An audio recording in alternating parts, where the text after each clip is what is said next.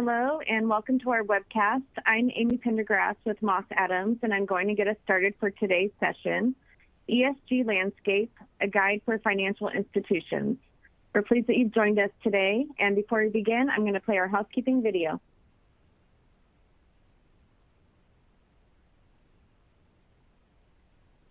Welcome, and thank you for viewing our webcast series. Before we begin, please keep the following in mind. You can customize how you view our presentation and interact with the presenter. For better viewing, close all other applications and turn up your speaker volume. You can adjust window size and placement or enter full screen mode using the controls at the top right of the window or dragging the bottom right-hand corner to resize.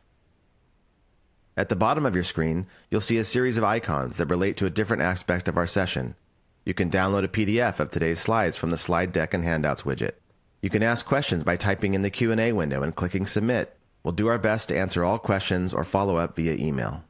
If you experience technical difficulty, refresh your browser by hitting the F5 key. This presentation is not legal, investment, or accounting advice. We encourage you to seek the counsel of a professional service provider to apply this content to your specific circumstances. All right, we have a great lineup of speakers with us today from Moss Adams. We have DeZego, Director, Madison Poitras, Senior Manager, and Trang, Sumpter, Director. Their bios and contact information are located in your webcast console. And now I would like to turn the floor over to Madison to get the presentation started. Thanks so much, Amy. Hi, all. I'm excited to be here today. As Amy mentioned, my name is Madison Poitras. I'm an ESG Senior Manager, part of Moss Adams Consulting Group in the Strategies and Operations practice. My background has really been focused in ESG within a variety of industries related to ESG regulatory compliance, reporting with ESG frameworks, and overall ESG strategy. Today, we are going to cover 1, what is ESG risk? 2, ESG risk for financial institutions. 3, ESG regulatory updates and expected impacts. 4, loan opportunities for financial institutions. And concluding with tax credits and jump into our learning objectives.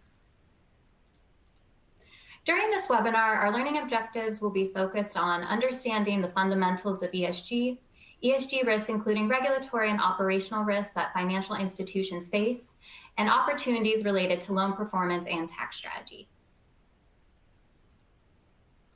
All right, I'm sure many of you are already familiar with ESG, but I did want to provide a quick refresh for others that might not be as familiar or some that may have needed a reminder.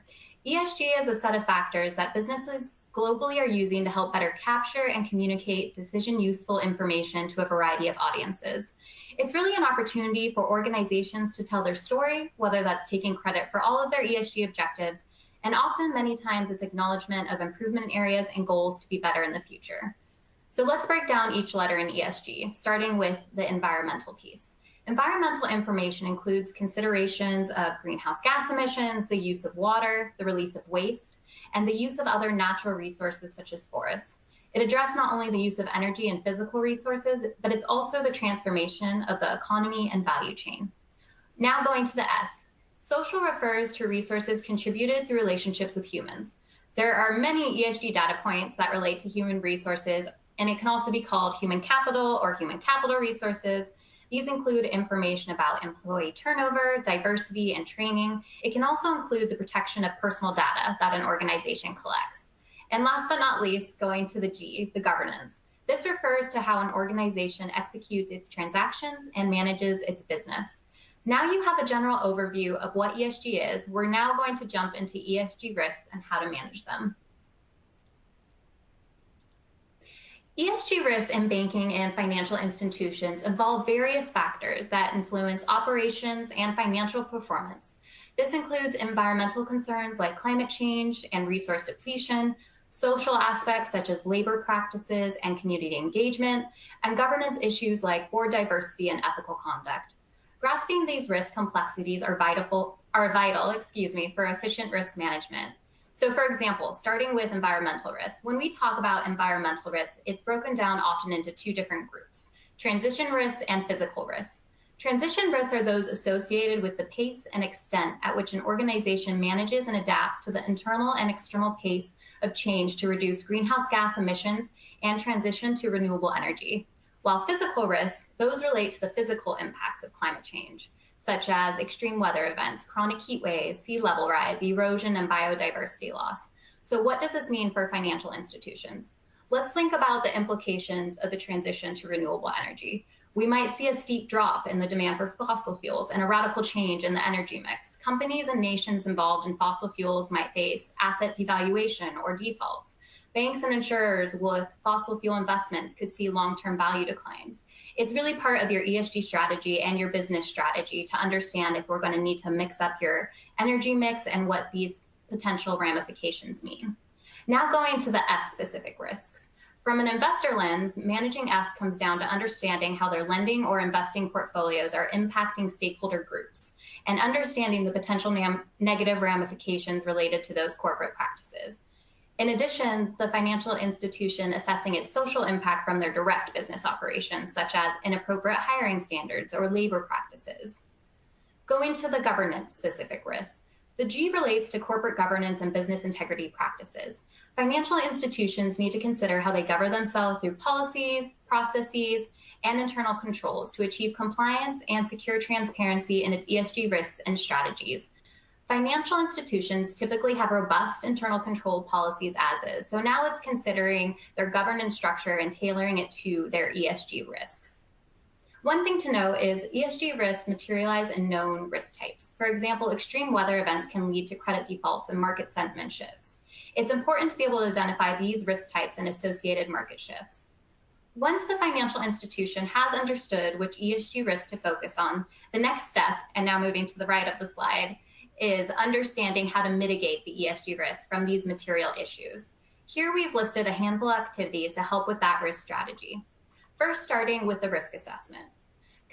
Conducting a risk assessment will help you understand how these ESG risks affect counterparty, market price, liquidity, operational risks, and what areas within the financial institutions are considered high or material risk processes.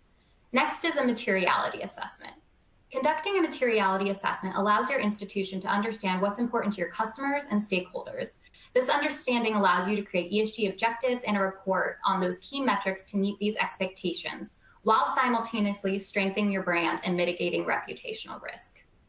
And governance. A strong governance structure is key to mitigate ESG risks. With the appropriate controls, policies, and frameworks in place at your financial institution, the more challenging it will be to mitigate these ESG risks. Your financial institution's governance structure needs to consider implementing the appropriate controls to mitigate the results of that risk assessment noted in that first bullet point. Technology. So one of the largest risks that we are seeing in the ESG space today is related to data integrity. Many organizations, including financial institutions, are seeking software to house and report their ESG data versus relying on manual spreadsheets, which are prone to error. Using software does allow you to have access and privacy controls in place in addition to an audit trail of your ESG data. And then in that same vein is assurance. We are all seeing an uptick in greenwashing litigation cases. To mitigate not only reputational risk, but also regulatory compliance risk, obtaining assurance gives organizations a sense of comfort for their disclosures are accurate by having an independent third party review their reported metrics, whether that's greenhouse gas emissions or ESG KPIs that's included in your annual report. Having a clear understanding of the specific issues that are material will help financial institutions focus their time, energy, and resources on fewer yet more impactful issues to embed ESG into their current risk practices. I want to spend a little bit more time here on a large part of ESG risk, which is regulatory compliance risk. Here are top of mind regulations, bills, and proposals that organizations should be aware of and start planning for if they fall within the applicability period and range. So starting with the SEC climate disclosure proposal. I'm sure many of you have all heard about this, but for those that maybe not or need a refresh, the SEC issued a regulatory proposal in March of 2022. This mandates public companies or SEC registered companies to disclose climate related information within financial reports such as your 10K. So it was expected to be voted on in October of this year. As we all know, October has come and gone now, and the SEC has yet to set a firm date. The delays have been connected to the SEC considering changes to the Scope 3 greenhouse gas disclosures and the materiality threshold. So that being said, many organizations are already being proactive in identifying their greenhouse gas emission disclosures. So when you hear people talk about Scope 1, Scope 2, and Scope 3, these are related to the Greenhouse Gas Protocol different scopes, and the SEC climate disclosure identifies these scopes within that proposal. Now moving to the California Senate Bill 253, which is also Climate Corporate Data Accountability Act. You might hear that in addition as the 253 Senate bill. This requires any public or private company earning over $1 billion in annual revenue that has California operations to publicly disclose their greenhouse gas emissions. As the bill is currently written, this bill will require all applicable companies to disclose Scope 1 and Scope 2 emissions starting in 2026. That data, the 2026 disclosure will be over the 2025 data, and then Scope 3 emissions beginning in 2027. Another part of the Senate bill is assurance requirements. A Scope 1 emissions and Scope 2 emissions shall be performed at limited assurance level beginning in 2026, and then at a reasonable assurance level beginning in 2030. Now moving to Senate Bill 261, which is also known as the Climate-Related Financial Risk Act. This will require companies with greater than $500 million in annual revenue and are doing business in California to prepare biennial reports disclosing climate-related financial risk and describing measures adopted to mitigate and adapt to that risk. This bill requires on or before January 1st of 2026 and every 2 years thereafter to prepare this climate-related financial risk report that needs to be reported in line with the TCFD framework, which stands for Task Force on Climate-Related Financial Disclosures. So what's next for these two bills? The governor has come out and made public comments that he is worried about the 2026 timelines being infeasible. So more to come on working with CARB, which is the California Air Resource Board, to make sure that these can be adequately carried out on these requirements based on that 2026 timeline. Next for California's Assembly Bill 1305. This Assembly bill aims to reduce greenwashing by requiring entities operating in California to report certain information on VCOs. VCOs are voluntary carbon offsets that they market, sell, purchase, or use, including those used to achieve reduced or net zero emissions. These disclosures require to any entity operating in California, regardless of their size. And last but not least, we have CSRD, which stands for Corporate Sustainability Reporting Directive. This is an EU regulation that came into force in January of this year. The first companies will need to apply these rules for the first time in FY24 for reports published in 2025. Companies in scope for CSRD will need to report according to the European sustainability standards, and it will be mandatory for companies to have an audit of the sustainability information that they report.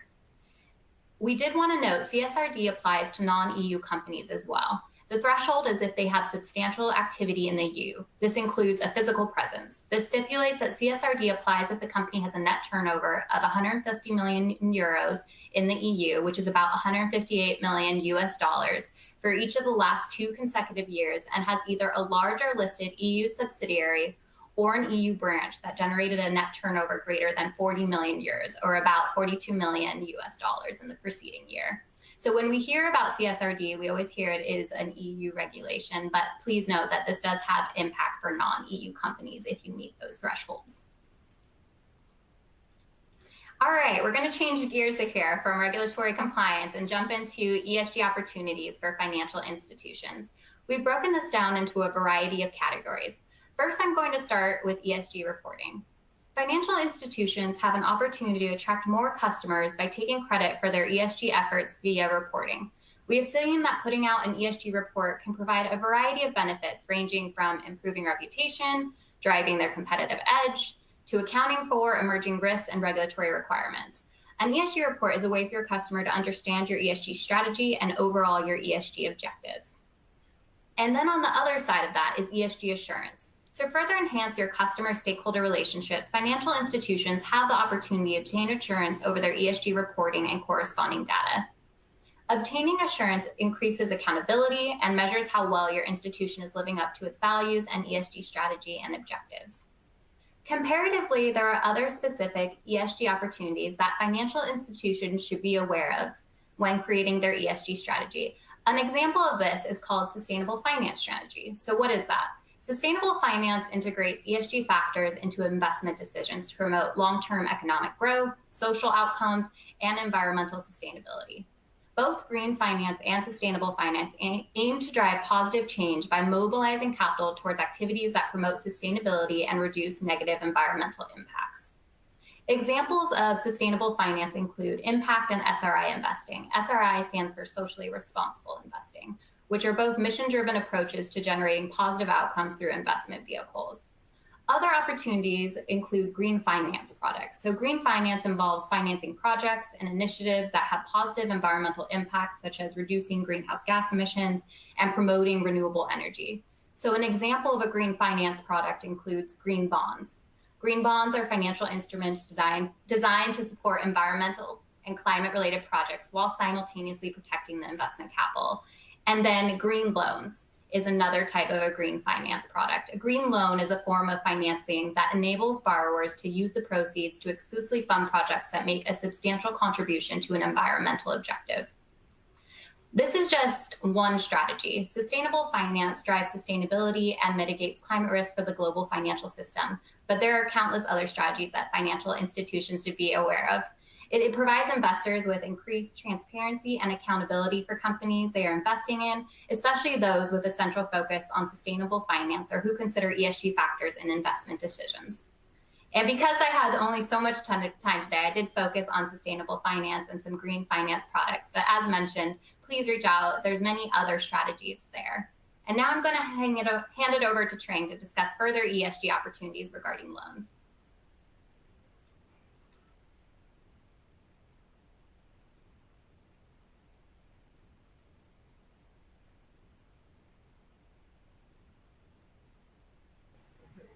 Great. Thank you, Madison. As Amy mentioned at the beginning of the webcast, my name is Trang Sumpter, and I'm a director at Moss Adams in the Financial Services Advisory Group. Prior to joining Moss Adams, I worked at U.S. Bank for 34 years in various credit risk management roles. I'm so excited to be able to share with you how financial institutions can woo their customers to be ESG in compliance. Not only does it benefit your customers, but it can also benefit your organization as well. And I know that Madison touched upon some of those benefits, but I'll go a little bit more in details here shortly. So how does this work? You can incentivize your customers through what I call performance pricing. So what is performance pricing? Essentially, it's favorable pricing when your borrowers are in compliance with both not only their financial covenants, but also their ESG metrics.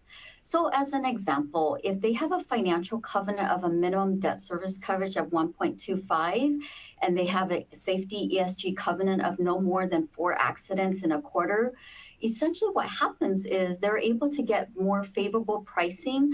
So rather than paying an interest rate of prime plus 2%, they may be able to get a reduction of maybe prime plus 1%. This is not something that every borrower would be able to qualify or would automatically receive. They would actually have to opt in order to qualify for the ESG performance pricing, as well as adhere to various components and requirements. So, and I'll go over that in the next slide. So what are some examples of ESG metrics? I know that Madison touched upon some examples, but I'll kind of briefly go over some examples. You would actually be surprised at how many of your borrowers probably have many of these metrics, and they may or may not already be formally reporting them. A common ESG metric is gas emissions, which I won't go into a lot of details here. Other examples of ESG metrics may include things such as health and safety. So if you have a company, a borrower that is in the construction industry, one of their metrics may be that they want to track the number of accidents within a certain period. Another example would be D&I metrics, which would not only include employees, but it would also extend to board members. And then as Madison touched upon as well, other examples include pay equity and human capital development. There are actually many ESG metrics that your borrowers would probably be able to identify and be able to report to in order to qualify for performance pricing. As a financial institution, you're probably asking yourself, well, what's in it for you? Definitely, there is potential of increased revenues, but it's not only just a monetary benefit, it also helps retain customers. In addition, it also creates a positive reputational brand for your financial institution. Not only does it retain customers, it also can retain and attract great talent as well. There's a couple of tidbits that I thought was interesting that I wanted to share with you. According to Monster Track survey, did you know that 90% of young professionals would prefer to work for an environmentally friendly employer? As a matter of fact, according to the USA Today poll, an additional 83% of people will trust a company more if they're socially responsible as well. So I just thought those were interesting facts. Lastly, another benefit for your financial institution is that you may also qualify for Community Reinvestment Act credits, which what that means, it may translate to favorable regulatory ratings as well as increased access to capital. Okay, moving on to the next slide. Just like any program or initiative, there are always challenges and there's planning that is involved. So on this particular side, you will see three main categories that I provided. And essentially, these categories are kind of the main parent that you need to have in order to have a well-established ESG program. I'll go through these categories and also kind of briefly discuss the challenges and how you can overcome them. Keep in mind that this list is not meant to be an all-inclusive list. There's obviously many other ways that you can overcome these challenges. In addition, I'm sure there are plenty of other challenges that are not provided on this list as well. The first category is data integrity. Madison briefly touched upon this, but I'll just kind of go over some challenges as well as some things to consider. Many financial institutions will ask us, how do we know if the ESG metrics being reported is accurate? Great question. You can either validate the data through obtaining and reviewing audit reports, including SOC reports. You can also hire an independent party to validate the accuracy of the data being reported. So those are just some examples. The second category is governance. You can't have a program without someone managing it and providing oversight. What that means is that you have to build reports, you have to be able to identify, track, and monitor key performance indicators. You also need to have management oversight, which includes reporting and sharing information with senior management as well as your board. And then one thing to know is anything that your financial institutions develop and implement, they're all subject to regulatory reviews and audits.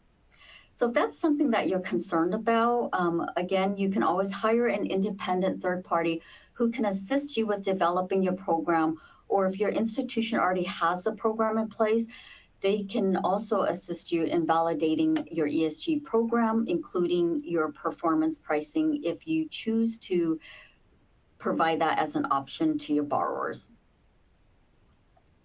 The last category is loan servicing and oversight. You know that saying, test the tester? Well, this isn't really any different. You really have to have a good loan system or processes in place. In addition, you need to also have controls to ensure that pricing is being adjusted appropriately and a system that can identify applicable borrowers and their reportable ESG metrics. As a best practice, I would recommend and encourage having a centralized process and/or hire an independent third party to assist you in being able to validate that. So what happens if you don't have a very robust loan system? That means you'll want to either hire an experienced staff to help you with developing and implementing those controls. And that takes a pretty unique person who understands ESG. The other alternative is that you can also conduct periodic audits, whether it's by someone internally or if you outsource it to a third-party vendor. And then the last option, which I also encourage, is automation. We have a great data team at Moss Adams that can also help you in automating many of your manual processes. Just keep in mind that if there's any kind of manual intervention, there will likely be human errors. So what I would say is automation is definitely key. I appreciate your time, and now I will be handing it over to Adam DeZego. Thank you. Thanks, Trang. As was stated in the intro, my name is Adam DeZego, and I'm a director in our tax credits and incentives practice. For more than 20 years now, I've been working with federal and state transferable tax credits and assisting buyers and sellers with the monetization of tax credits and other tax attributes in a given transaction. Another option for the achievement of certain benchmarks within an ESG strategy is the purchase or investment in federal tax credits. Each purchaser of tax credits has a unique rationale for their investment and typically is a blend of qualitative and quantitative factors. Federal credits offer buyers non-financial benefits that are certainly attractive in an ESG framework. New market tax credits provide for economic development in underserved communities and job creation in low-income census tracts. The low-income housing tax credit creates quality and safe housing for those that need it the most. The historic tax credit provides a subsidy to preserve the iconic structures of our past. The renewable energy tax credit incentivizes projects for environmental sustainability. For our financial institutions, it is possible that all four programs can meet CRA or PWI requirements, which we'll touch on in just a moment. Regarding financial considerations, organizations might be looking for ways to manage effective tax rate, generate generous rates of return with minimal amount of risk, or even monetize expiring economic events like a capital loss. As most of you are aware, there are certain activities that a financial institution can participate in that promote public welfare and are eligible for CRA credit. Activities can include, but are not limited to, investments that promote public welfare by providing housing, services, or jobs that benefit LMI individuals. For PWI, these are investments that promote affordable housing, financing small businesses and farms, and provide for revitalization of LMI areas. Further, there are additional activities where underserved and distressed rural areas or disaster areas can be included. Since we're running a little bit short on time, I'm going to skip the bottom chart in my comments there, but I just wanted to note with some new guidance, especially in the renewable energy space, we are seeing that maybe that can move to a maybe category, especially if projects are being completed in LMI areas or for LMI targeted individuals. A topic that might be a little less familiar would be the notion of a federal transferable tax credit under the Inflation Reduction Act, which was passed in August of 2022. With this historic piece of legislation, we now have an unprecedented opportunity in this country to transition to green energy and manufacturing. Most of the energy and climate initiatives that were passed have a 10-year lifespan and have taken effect for projects placed in service on or after January 1st, 2023. Transferability is fairly common if anyone is aware or familiar with state tax credits. Generally, the transfer of credits is treated as a capital asset sale, and you use this asset to offset your tax liability. With the efficiencies that we see in the state market, it appears the federal government wanted to steal a page from this playbook to try and mimic the straightforward approach to transfer credits. This dramatically reduces the complexity of traditional tax equity transactions and has broadened the implications for both buyers and sellers going forward. Finally, the three of us would like to share a few resources on ESG and related topics. Links have been provided within the slide decks for your ease, convenience, and later reference. With that, I'd like to return the presentation to Amy to wrap us up. All right. Well, thank you, Adam, Madison, and Trang for a great presentation today. And to our audience, if you have questions or comments, please reach out to us and we would be happy to continue this conversation. You can drop a note in the Q&A window or reach out to our presenters directly. Their contact information is in your console as well as in the slide deck, which you can download now from the handouts window. Finally, here's a link to a survey for today's presentation. Your feedback is always appreciated, and thank you for joining us. Take care, everyone. Thank you. Thank you.